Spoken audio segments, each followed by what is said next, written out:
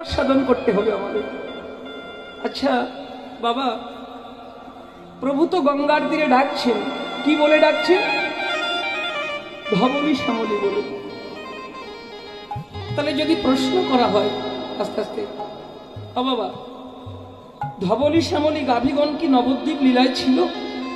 ছিল? হ্যাঁ, কোথায় ছিল? বৃন্দাবনে শ্রীকৃষ্ণ লীলায়। তাহলে গঙ্গার তীরে প্রভু ডাকছেন কেন? সেখানে তো ধবলী শ্যামলী ছিল না। কি গো মা, ছিল? তাহলে প্রভু ডাকছেন কেন? তিনি কি ভুল করে ডাকছেন? মহাজন বলছে না। তবে পদকার কি তার পদাবলিতে কোনো বলছে তাও না। আসলে কি ওই যে শাস্ত্র বলেছেন, যার যেমন ভাব তার তেমন লাভ। হরি বল। যার যেমন ভক্তি তার তেমন প্রাপ্তি, যার যেমন ভজন প্রাপ্তি তার তেমন। আজকে মহাজন বলছে বৃন্দাবন এক রকমের নয়, ভজনে অনেক রকমের বৃন্দাবন হয়। তবে আজকে শ্রীরামে বৃন্দাবন দুই প্রকার। কেমন? একটি হলো ভগবান শ্রীকৃষ্ণের লীলাধাম, যাকে প্রকাশ্য বৃন্দাবন ধাম বলা হয়। আরেকটি হলো অপ্রকাশ্য লুকানো গুপ্ত বৃন্দাবন ধাম। সেটা কোনটি? সেটি হলো শ্রীধাম নবদ্বীপ ধাম। তাই কলিযুগের ভক্ত জগৎকে, ভক্ত জীবকে কৃপা করতে আজ নবদ্বীপে আমার প্রভু গুপ্ত বৃন্দাবনে, সেই প্রকাশ্য বৃন্দাবনের লীলা খেলা খেলছেন। তাই তো কবিরাজ গোস্বামী পাদ বললেন, ও এই লীলা তোমরা গুরু কৃপায় দর্শন করবে। কি বললে? অদ্যকার ব্রজলীলা, ব্রজলীলা দেখো করেন গোড়ারা, করেন গোড়ারা। আর কোন কোন ভগবানের লীলা দেখিবারে পা। কোন কোন ভাগ্যবান, সে ভাগ্যবানকে কৃপাচিত দয়াময় অপার করুণা বরিশন করেছেন জানে। প্রশ্ন, আমা প্রভু যে ডাকছেন ধবলী বলে কলিকালে গঙ্গার তীরে, তাহলে কলিযুগে ধবলী কারা? প্রভু তো ডাকছেন, কলিযুগে ধবলী কারা? তত্ত্বদর্শী মহাজন তত্ত্ব বিচার করলেন, বললেন ধবলী শব্দটি স্ত্রীলিঙ্গ আর ধবল পুংলিঙ্গ। যদি উভয় লিঙ্গ এক করে এই শব্দের অর্থ খুঁজে যায়, তাহলে বাংলা বিধান বলছে ধবল বা ধবলী শব্দের অর্থ হলো শুভ্র বর্ণ, তাই না? বা শ্বেত বর্ণ। তো শুভ্র অর্থে শ্বেত, শ্বেত অর্থে সাদা, আর সাদা অর্থে সাধু, আর সাধু অর্থে কলিযুগে শ্রী গুরু বৈষ্ণব মহাজন। অষ্টবিংশতি বৈবস্বতীয় কলিযুগের প্রথম সন্ধ্যা কালে কলিযুগে অবতীর্ণ হয়ে পতিত পাবন গৌর হরি বললেন, বাহু তুলে আহ্বান করলেন কাদের? ওগো কলিযুগের সাধুগণ, বৈষ্ণবগণ, মহাজন, হে কৃষ্ণ ভক্তগণ, আমি অধম নিমাই তোমাদের চরণ ধরে করি নিবেদন। এই ভ্রমান্দ কামান্দ সড়ক ভোলা আত্মঘাতী কলির জীবকে আমি একা নাম দিয়ে উদ্ধার করতে পারবো না।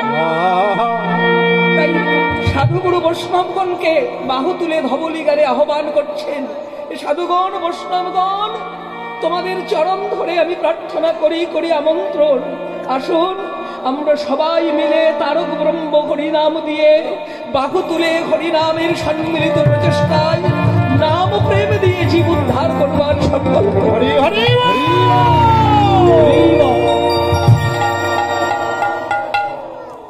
তাহলে কলিযুগের সাধুগুরু বৈষ্ণব যদি ধবলী হন, প্রভু তো তারপরেই ডাকলেন শ্যামলী বলে।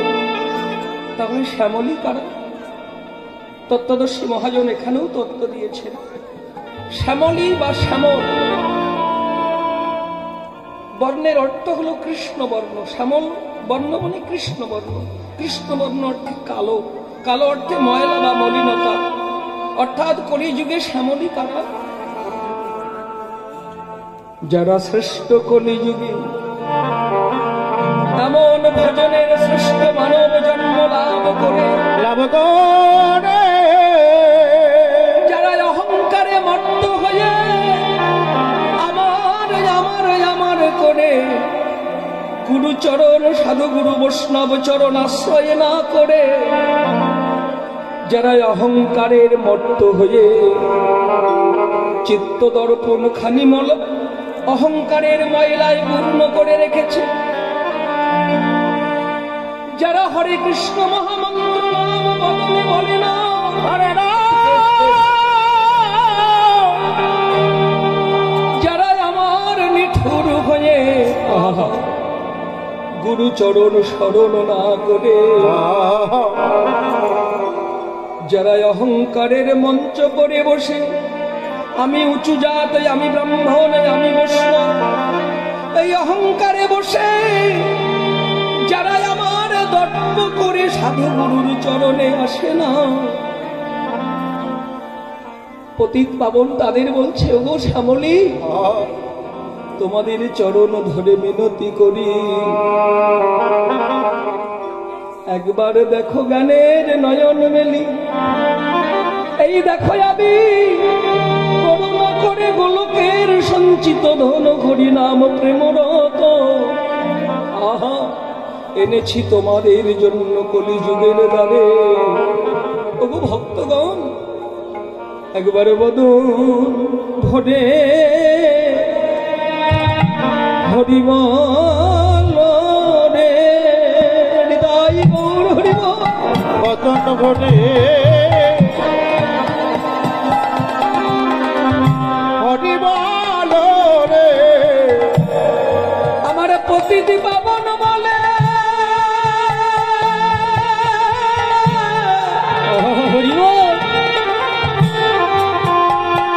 ভক্তগণের চরণ ধরে মিনতি করে একবারে বদন ভরে হরিবল রে আমার পতিতি পাবন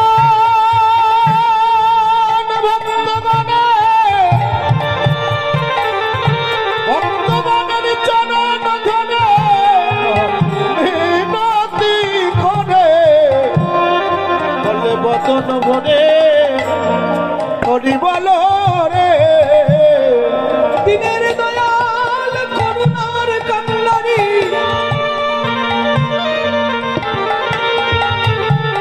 কলিযুগের ঘরে ঘরে যে জীবের হাতে ধরে পায়ে নয়ন জলে কেঁদে বলে, তোরা আয় রে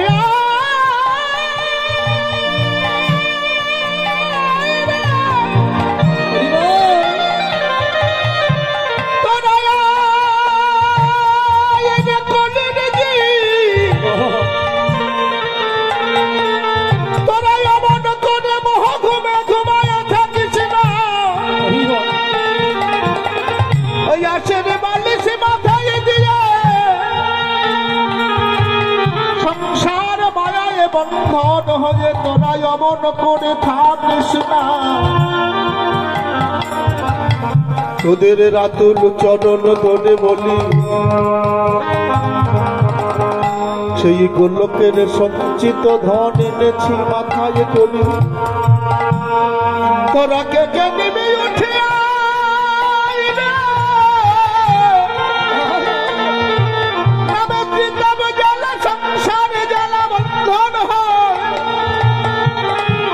ভগবান ধন বচন হয় তোরা রে দুয়ারে দাঁড়ায়ে গৌর হরি, দুটি কর পেতে দাঁড়ায়ে ডাকে রে। আমার প্রভু বলছিল, ভাই ভাই আমি তার চরণে চরণের দাস রে ওরে সাধুগুরু গৌর হরি কেঁদে কেঁদে ডেকে বলে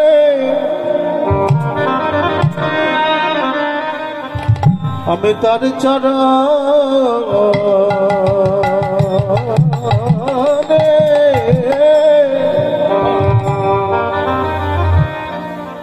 চরণের দাস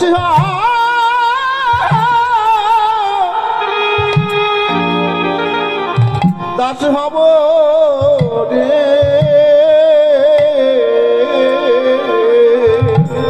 যে জন বদন ভরে বলবে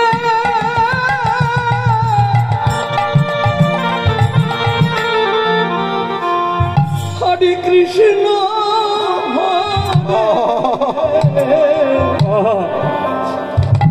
আমি তার চরণে দাস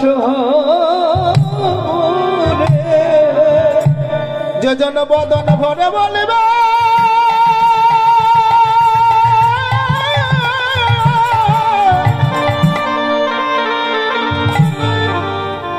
বদন ভরে বলবে হরে হরে কৃষ্ণ হরে আমি তার চরণে দাস আমি তার চরণে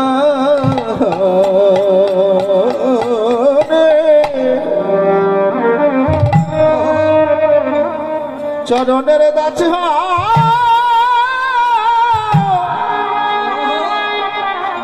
দাস হব রে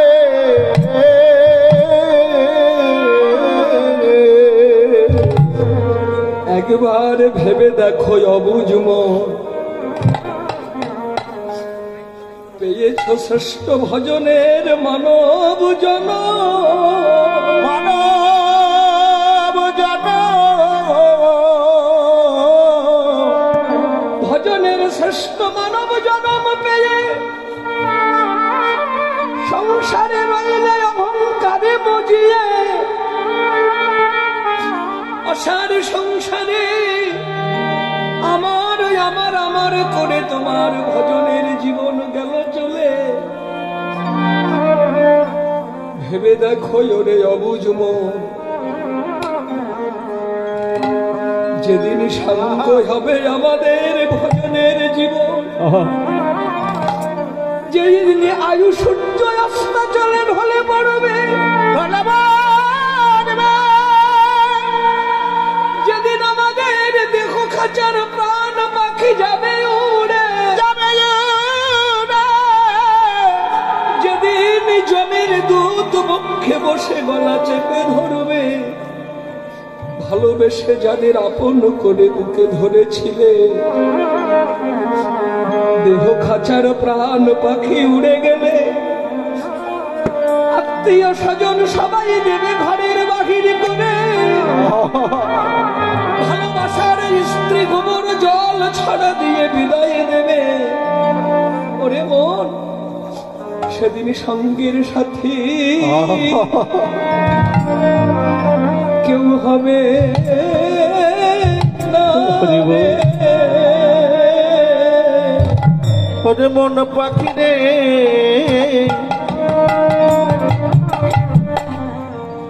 সেদিন সঙ্গের সাথী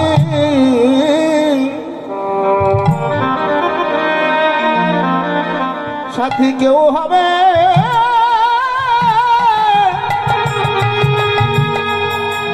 না না হবে না রে। যেদিন খাঁচা ছেড়ে পাখি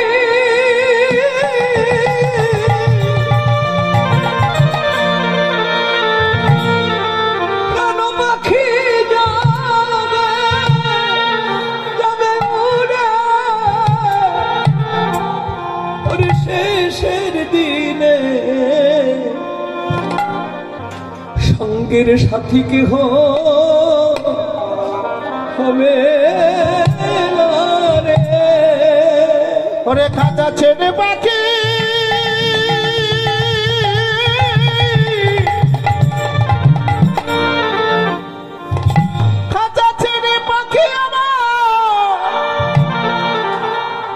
আমার যাবে উড়ে